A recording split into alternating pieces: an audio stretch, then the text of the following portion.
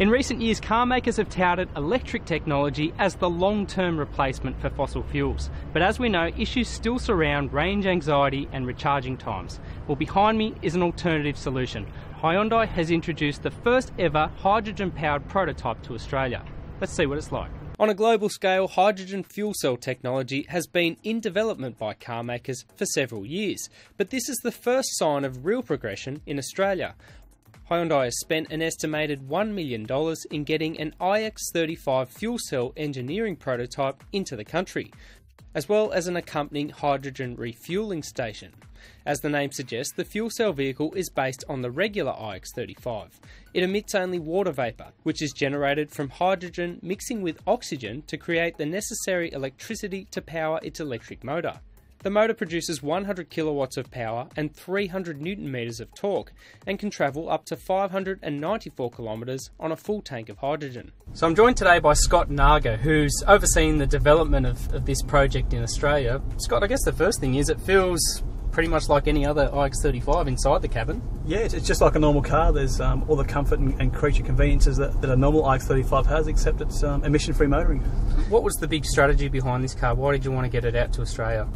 Oh, I'm just passionate about technology, and we've got a vehicle here that we can rely on a domestic fuel source. We're not having to rely on oil from overseas, so we can make the fuel on site. We can use solar panels and water to make hydrogen, and the only thing out of the exhaust is water vapour. Tesla's sort of really changing electric cars as we know them, but there are still issues around range anxiety and charging times, but you don't really get that with this car, do you?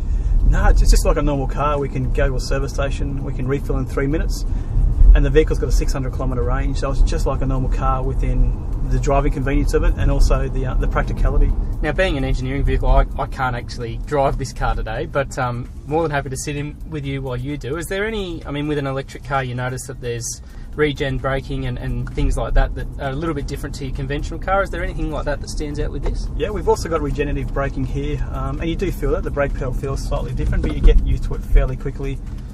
Apart from that, it's just like a normal car. We could stick anyone in it on a road and they'd drive it like a normal iX35. There's nothing different at all. Starting out, hydrogen probably didn't have the best reputation for safety in not just automotive but different applications, but Hyundai's obviously confident that that's not an issue with this car.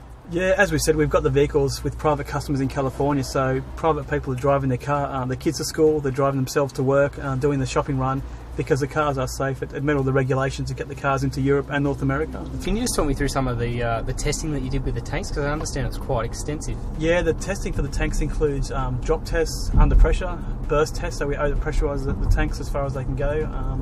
They're made of an aluminium liner covered in a couple of inches of carbon fibre, so that they're very thick.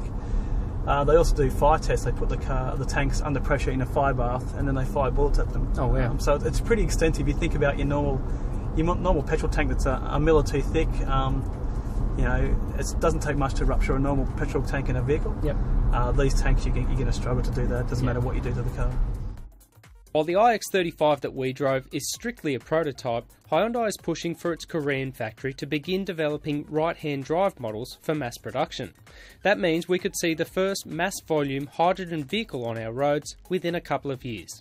But before then, Hyundai says the immediate challenge is developing the underlying infrastructure. It says it is already in talks with the government to develop hydrogen refuelling stations similar to Tesla's supercharger network.